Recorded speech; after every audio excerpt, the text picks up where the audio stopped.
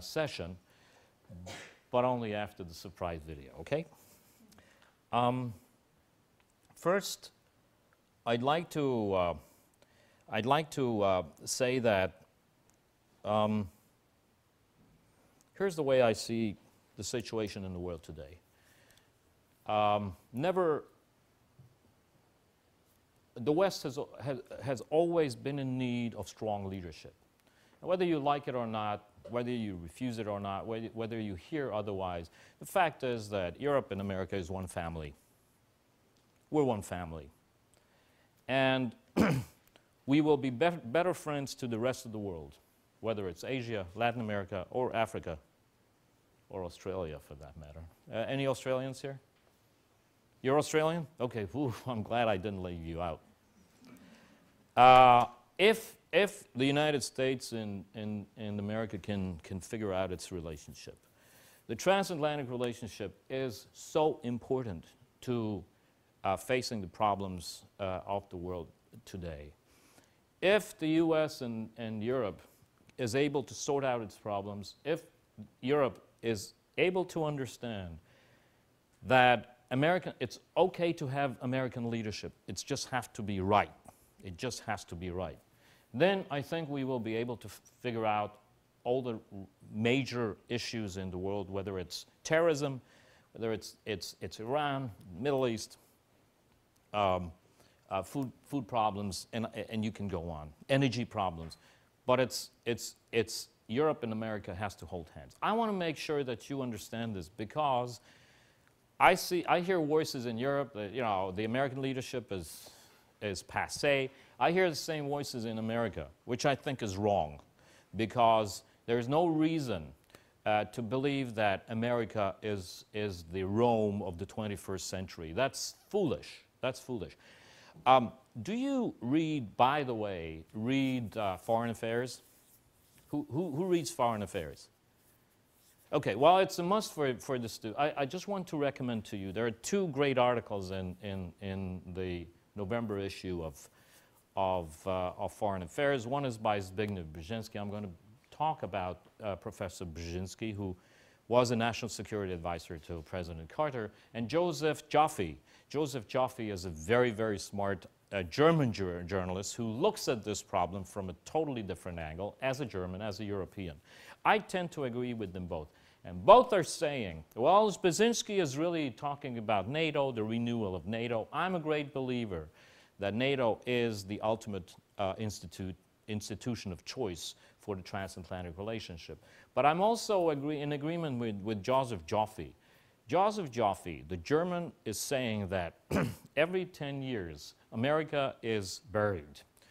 The declinists say that America is finished, it's declining, it's over, which is nonsense, I think the only country in the world, still this day today, that is able to reinvent itself, reconfigure itself to the needs and the challenges of the world is the United States. I'm sorry to say this, and I know I'm not very well liked in Europe when I say this, but just for the record, I say the same thing in Europe. I don't have a different line for the Europeans and the Americans. This is my line, because I truly believe that America, the freedoms that you have, the institutions that you have, the beliefs that you have, the culture that you have, is really so powerful that you will be able to figure out how to meet the next challenge.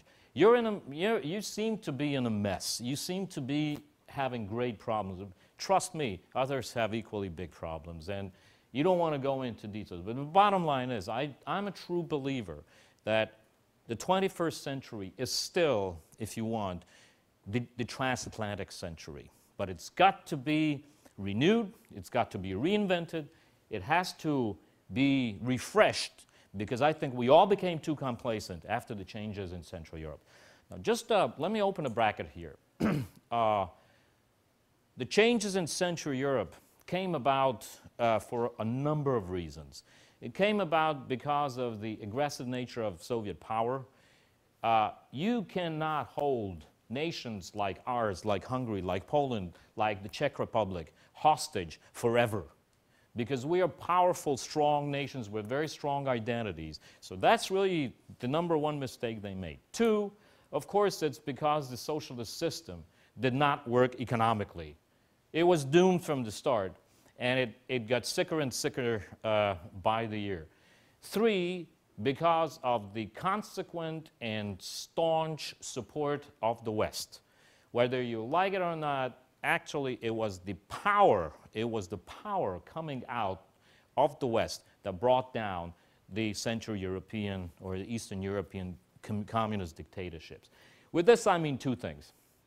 Believe it or not, part economy and armies, but a big part of that was a result of what I call soft power. You don't have an idea what an impact rock and roll music, blue jeans, and all the other aspects of popular culture made on the Central European minds of people. Have you heard of Jimmy Page? Who's heard of Jimmy Page? Hey, that's not enough. Okay, who's heard of Led Zeppelin? That's better. Okay, well, Led Zeppelin, Jimmy Page is Led Zeppelin. He's the lead guitarist.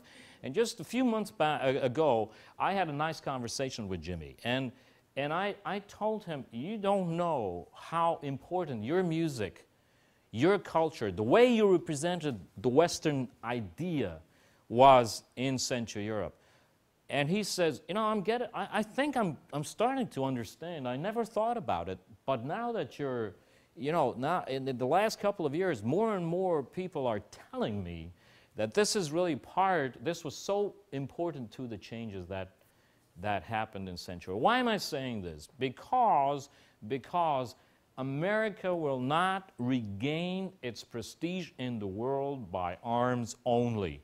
You will regain your prestige in the world by the virtue of being able to project the qualities, the cultures, the beliefs that are so important to you, and I think to the rest of the world. Now, I would also like to say that, has anyone read the book Second Chance by Brzezinski?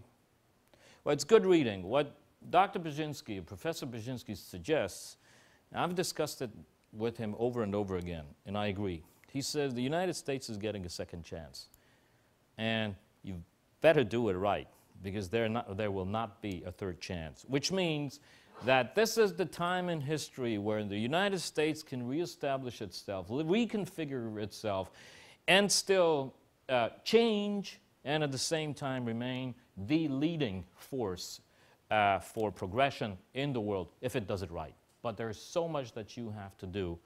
And I think it's not only good reading, but it's very, very wise reading. And I strongly recommend that you read that book. It's called Zbigniew Brzezinski, Second Chance.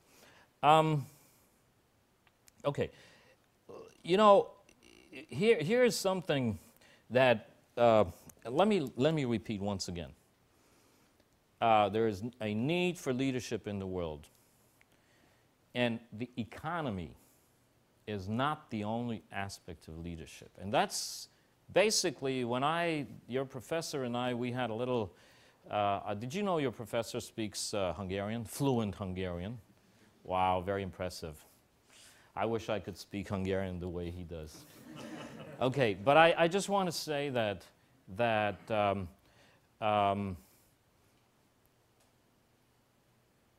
if